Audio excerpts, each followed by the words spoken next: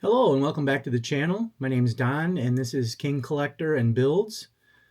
Today we're going to be doing part one of I think 4-part series of another comic unboxing. Today we're going to go over the different ages also of comics. There's 5 different ages, and we're going to focus basically on the first 3, which would be the Golden Age, Silver Age, and the Bronze Age. So our first comic today is Heroic Comics number 6, and this is from 1941.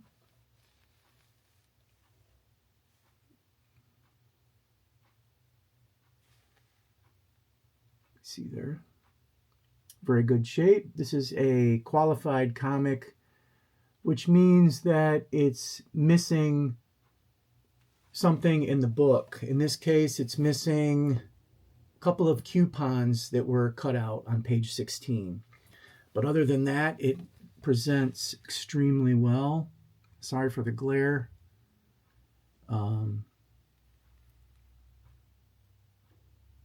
Pretty nice. On the back is actually the first appearance of Man-O-Metal, which appears in the next book of the series. You can see there. So a little bit about the Golden Age. The Golden Age of comics was from 1938 to 1956. And a lot happened in the Golden Age. This was basically the rise of DC Comics. This would have been the first Superman in Action Comics number 1 from 1938. This book just recently sold for about $16 million. So these early superhero books are extremely expensive. Another one would be Batman, which would be the first appearance of Batman would have been Detective Comics number 27 in 1939, where Batman is more of instead of just crime fighter, he's more of a detective fighting crime. So that's kind of where his origin started.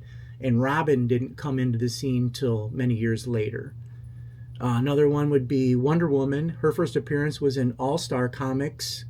That's from 1941. And Captain America. Captain America's first appearance was 1940. And that was actually from Timely Comics, which was the predecessor to Marvel. And it's kind of interesting because the cover shows him punching Hitler in the jaw. So a lot of the Golden Age comics around that time frame from 1940 to 1945 were a lot to do with World War II. So those are very highly coveted amongst comic collectors and very expensive to purchase. A lot of famous artists came out in the Golden Age. L.B. Cole, Alex Schomburg, Matt Baker, Joe Shuster, which actually was one of the founders of Superman, and Bob Kane, which was the founder and creator of Batman. There was a lot of odd superheroes in the comics of the Golden Age. One of them would be the Heap. He was a German flying ace, Baron von Elmenman. He was shot down in a swamp and merged with the vegetation and returned as an undead plant-based monster that fought the Nazis. That sounds familiar. I think that's where a couple of the later comics came from. Another one would have been, what is it? Phanoma. Phanoma is considered to be the first female superhero. So here's another Golden Age one. This is Startling Stories from 1949. Another really good shape comics. And it's interesting, it's a 3.0. So this grading scale is 1 or 0.5 through 10. But in the Golden Age, anything above or below about 0.6 is considered, extremely rare. Anything above 0.6 commands extremely high dollars. So when you see a 0.3 in the golden age, you're doing good. Even 0.5s, some of the high dollar books, that's just about the only way you can get them. So again, this is Startling Comics from 1949. And then you can see on the back, they actually show war. There was a lot of war and a commercial for a very early Ever-Ready battery. Pretty neat. So there's a couple example of Golden Age books that I've just recently purchased. Here's another one. This is The Two-Fisted Tales from EC Comics from 1950. I'm sorry, 1953. And this is where they started to do more war stuff in the 50s. It was the Korean War and, some of the carryover from World War II. So there was still a lot of military comics. This is obviously from World War I, but still there was a lot of military involvement. This is a 5.0 and it's off-white to white pages, so this is extremely good condition. Presents extremely well. You can see on the back it's kind of interesting right here. You have a Hitler stamp.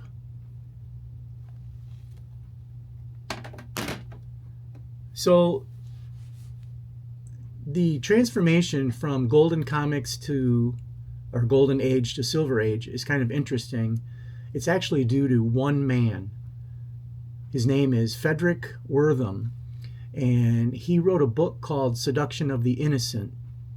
And what this book was the 7 years worth of research. He's a psychologist, and he said that the comics were contributing to juvenile delinquency. Depictions of violence and sex, drug use, and other adult in crime comics especially described only the popular gangster murder-oriented titles of the time. But the superheroes and horror comics, they were still considered on his list. Even Walt Disney, some of their comics were on his list of comics that were contributing to the juvenile delinquent. So in the early 50s, right around 1954-55, was the transition from the Golden Age to the Silver Age due to this, and the government created the Comic Code Authority. So all the comics had to meet the standards created by the government due to this book. Later in the series, on one of our other videos, we'll look at the book itself. I did just order it, and let me tell you, finding it is extremely hard, and it is not cheap. So that book is actually coming, and we'll look at that in one of the next videos. So we're moving on now to the Silver Age. And the Silver Age is more the rise of Marvel due to Stan Lee and Jack Kirby, who created all the current superheroes from Marvel. This would have been the first appearances of X-Men, the Hulk, Avengers, Fantastic Four. Tales of Suspense number 39 was the first appearance of Iron Man. Journey into Mystery would have been the first Thor. And of course, we can't forget Amazing Fantasy number 15. This would have been the first appearance of Spider-Man. Also, some of the big villains in Fantastic Four number 5 would have been the first Doctor Doom. And these were all from the early 60s. The Silver Age is considered to be from 1956 to roughly 1970. And these books of the early age, I have some examples here that I just got. I got a series of Daredevil, not the Daredevil you think of now, but this is Little Wise Guy's Daredevil. And you can see up here in the corner is the Comic Code Authority stamp. So this would have said that the comics were approved by the Comic Code Authority, so there was no what they considered to be delinquency to minors involved. So this is Daredevil number 23, and you can see at the beginning the stamp was very large. Here's another one, Mysteries of Suspense. This is a Charlton comic. This is from the later 1960s, and you can see as the time went on, the stamp got smaller as you went. You can see the difference here between the two. This is from early 60s to mid to late 60s. The stamp got smaller. So we have Daredevil number 123.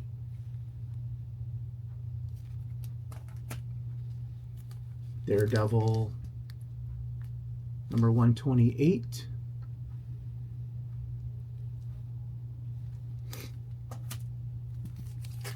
This is Daredevil number 129.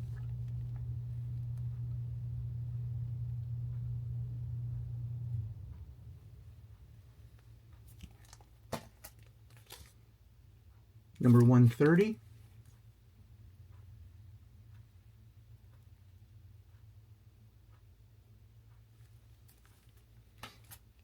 And number 132. All in very good shape.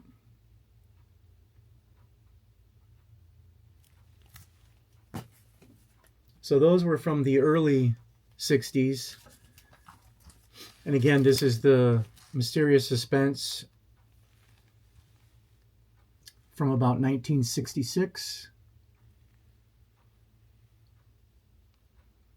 Charlton was more of a lower grade comic distributor. Their paper quality is very poor. Their inks were more not as bright, not as full.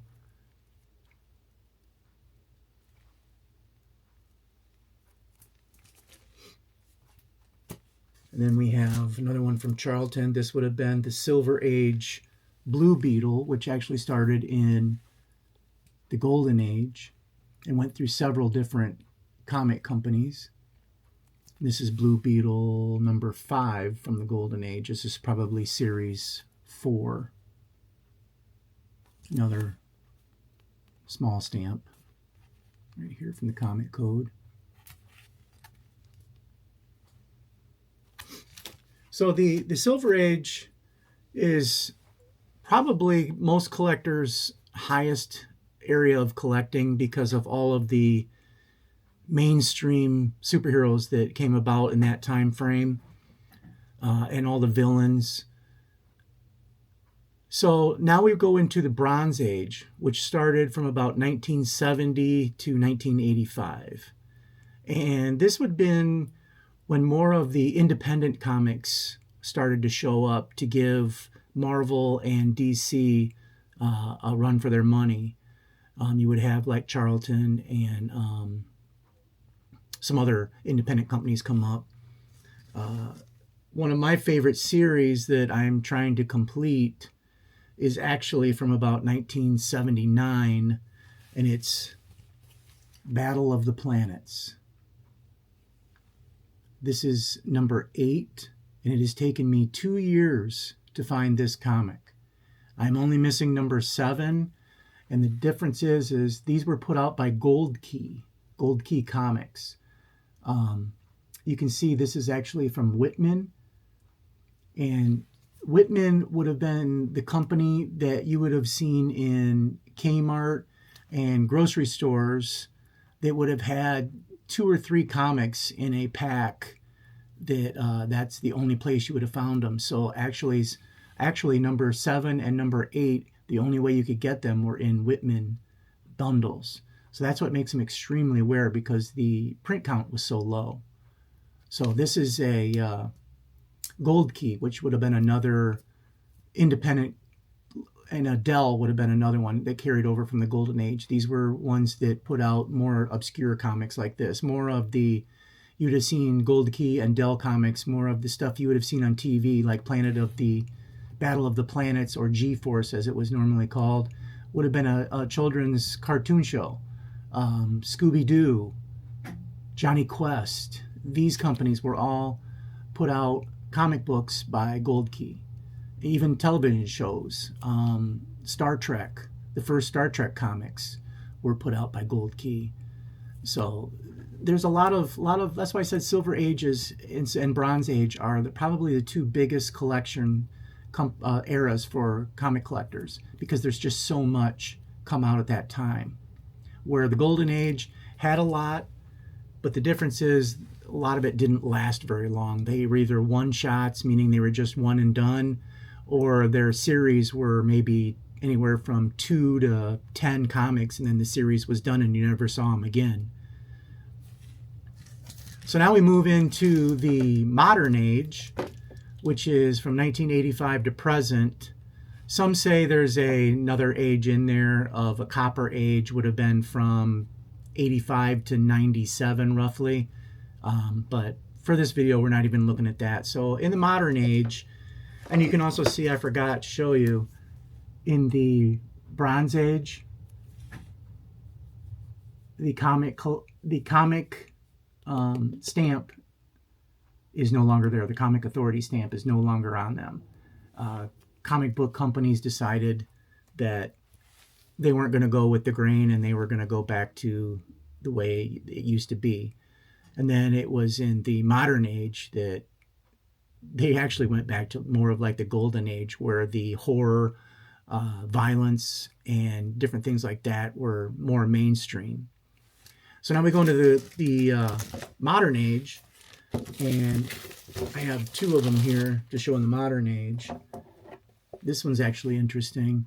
This is actually a crossover with DC and Marvel. So you have both the Justice League of America and the Avengers. And you can see the modern age, if you're not in a 9.8 or 9.6 at least, they don't consider it, very, very good or very valuable, unless you find one of the really big ones. Like I know right now, some of the modern stuff that's really hot is Invincible.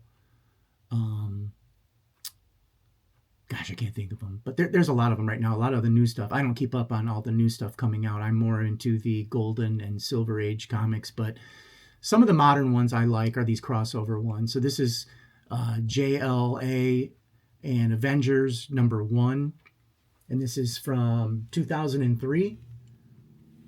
There you have Superman, Batman, Wonder Woman, Captain America, Thor, Iron Man. Pretty cool. And then we have, continuing on that run, we have, now it's Avengers and JLA #2. And this is what they call a wraparound cover. So you can see this would have been the front. Nice action scene. This is also a 9.8. If I flip it over, the cover actually continues on the back.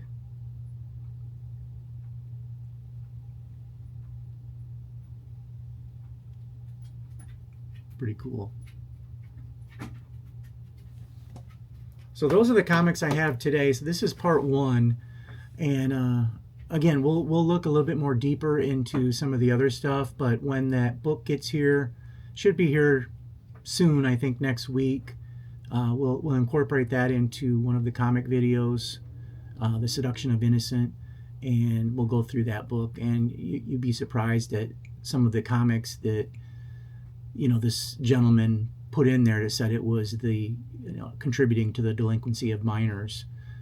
There are actually some Bambi covers in there, believe it or not. So thanks for watching, and please leave a comment and like. It helps out immensely. And thanks for watching, and we'll see you next week.